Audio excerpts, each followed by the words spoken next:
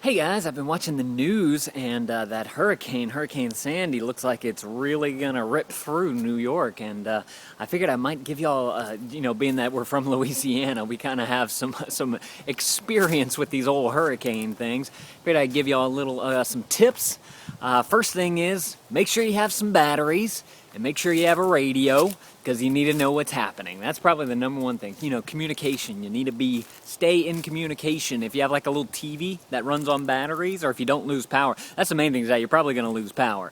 Second thing is, make sure you have some water.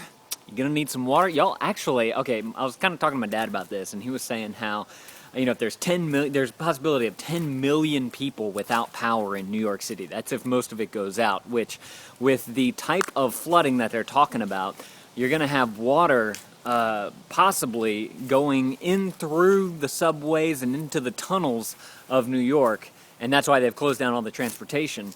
And that, being that it's salt water, is going to screw up a lot of the electrical stuff that's going on down through there, and that's going to create some problems in and of itself, and getting that back up. I mean, honestly, if you lose power, you should probably expect a few days without power. It's a pretty tough thing. I can remember back some hurricanes back, I'd go riding around and we'd go and find out who has power and who doesn't, because you kind of want to just kind of see where the utility system is with getting your stuff back up. So, prepare for some not having power, not having the hot water. I know it's going to be cold there for you guys, so you may want to fill your bathtub with some water, because you may not be able to turn on the water. And that way also you can flush your poops, because we all know that we need to flush our poops. What else can I tell you guys about hurricane preparedness? If you have like a little hand crank radio, that's always good, because you can hand crank it up. Power all your devices if your power hasn't gone out yet, like your phone or something, in case your internet is still up. There's a possibility of that. You may be able to get a little bit of weather reporting out of that. But the main thing probably is radio, because you can turn on those weather bands and hear the updates from that. So, a few little tips there for hurricane preparedness.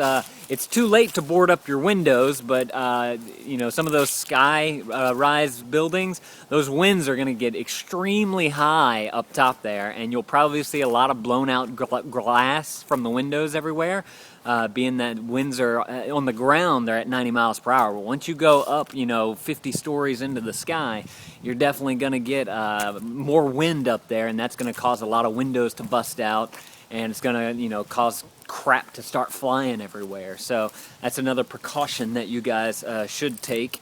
And then the last is hunker down. You got to hunker down if you're staying. If you can still get out, you should get out. But the problem is the tunnels that are out, and which could possibly flood. So if you're stuck in the city, you are literally stuck in the city because you can't get out. So it's kind of like the same type of thing happening with Katrina, because the water engulfed around everybody, because New Orleans is a big bowl and they couldn't get out. There was no way out. So y'all are kind of in that same predicament. It's not a very light storm for you guys, especially since you guys aren't used to the hurricanes way up there. So that's just my hurricane preparedness tips, advice for you guys, for all you guys working with Hurricane Sandy right now. Y'all be safe out there. We'll be praying for you. Bye.